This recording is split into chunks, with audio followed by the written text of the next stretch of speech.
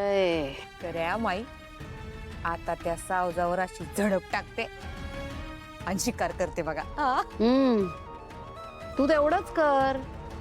आयतं सावज मी तुझ्या जाळ्यात आणून द्यायचं आणि तू त्याची आयती शिकार कर.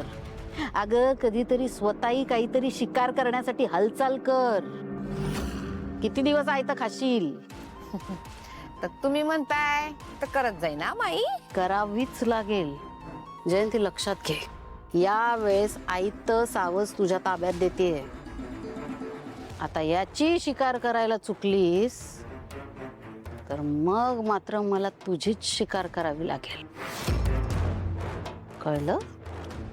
तशी वेळच येणार नाही माई. वेळच येणार नाही तशी. ही जयंती चुकत नसते.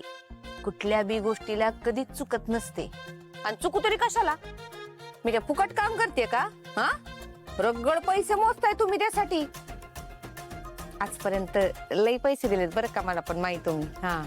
आणि यापुढे बी देत राहणार ना तुम्ही. देणार ना म्हणजे देणारच तुम्ही. मग तुम्ही पैसे देणार तर मी काम करणारच. चुकणार नाही कधी.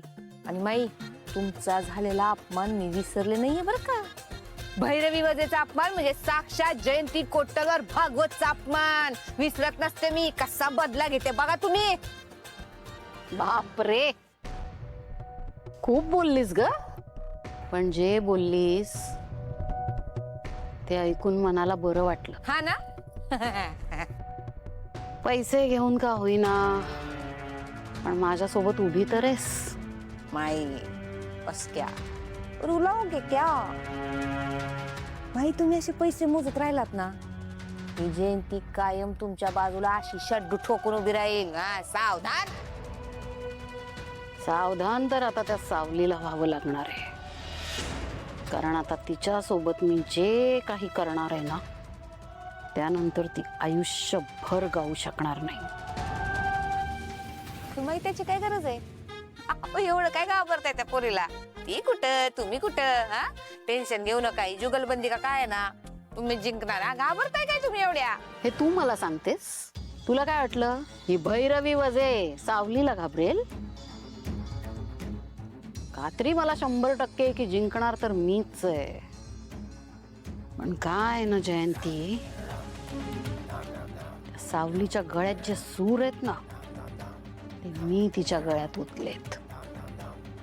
रात्रंदिवस मेहनत करून करून तिला गाणं शिकवून शिकवून ते सूर मी स्वतः तिच्या गळ्यात ओतलेत.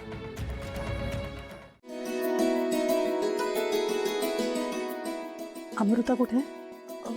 माहित नाही. ते सकाळपासून दिसलेच नाहीत मला. अच्छा, कमाल. आल्या. तुझ्याच बद्दल विचारत होते. कुठे होतीस? अमृता, काय झालं बाळा? ठीक आहेस ना? नाही, तू अपसेट दिसतेस जरा. कुणी काय बोललं का तुला? राजकुमारनी काही? आणि मला कळत नाही मी या गोष्टीवर किती विश्वास ठेवू. पण म्हणजे आज पहाटे माझ्या स्वप्नात आपली कुलदेवी आली होती आणि ती म्हणाली की मी तुझ्या ओटीत एवढं मोठं सुख टाकलं आणि तू मात्र मला विसरलीस. मला भेटायला सुद्धा आली नाहीस. म्हणजे देवी तुझ्या स्वप्नात आली आणि तिच्यापाशी तिने स्वतःने तुला बोलवलं? मला असं वाटतं जायलाच हवं.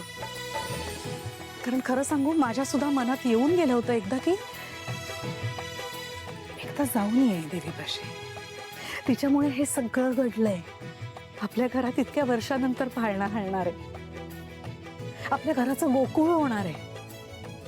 हे सगळं तिच्यामुळे. देवी माझ्या पुढच्या पिढीला सुखरूप ठेव. तुझे असेच आशीर्वाद असू देत. नक्की सांग. हो बाई, देवीने बोलवलंय ना मग तुम्ही नक्की जा. ऐक ना, मी तुला सगळी तयारी करून देतेच पण या अशा अवस्थेत तुला जाता येईल? त्रास होणार नाही ना? वहिनी तुम्ही काळजी घ्या स्वतःची. आणि मला तर वाटतंय तुम्ही लवकरात लवकर निघायला हवं. कारण तुमचा 6वा महिना चालू आहे आता. हो, पण मला तुझी भैरवीजींबरोबरची जुगलबंदी ऐकायला थांबायचं होतं सावली. वहिनी ते आता होणार आहे की नाही मला माहित नाही. तुम्ही प्लीज त्यासाठी थांबू नका. हे महत्वाचं आहे. तुमचं जाणं महत्वाचं आहे. कुलदेवीने स्वतःहून स्वप्नात येऊन तुम्हाला बोलवलंय. तुम्ही प्लीज लवकरात लवकर जा. आणि जर का जुगलबंदी झालीच तर त्याचे सगळे डिटेल्स मी तुला फोनवर कळवेन. मग तर झालं. कसलं टेन्शन घेतेस उगाच. आणि मी सांगते ना, जर का झालीच ना जुगलबंदी तर हिचा सच्चा सूरज जिंकेल. बरं ऐक, एकटी जाऊ नकोस, राजकुमारला बरोबर घेऊन जा. हो, सांगितलंय मी यांना, ते येणार आहेत. अरे वा. मी काय म्हणते, आता बाहेर जाताच आहात तुम्ही तर 1-2 दिवस आणखीन जाऊन या, फिरून या कुठेतरी. तुला सुद्धा बरं वाटेल.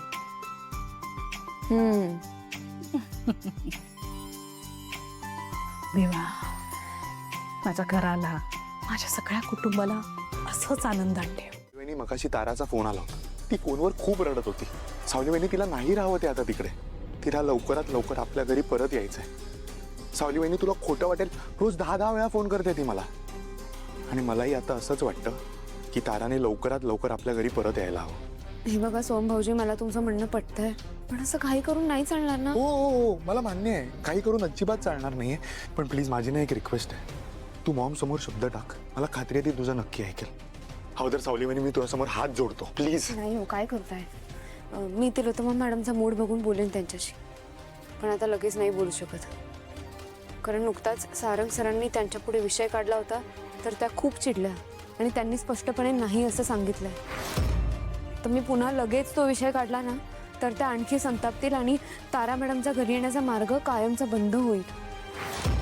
म्हणूनच म्हणते, मला थोडा वेळ द्या, मी बोलेन त्यांच्याशी. हो हो ठीक आहे. सावली वहिनी, भूकंप आलाय.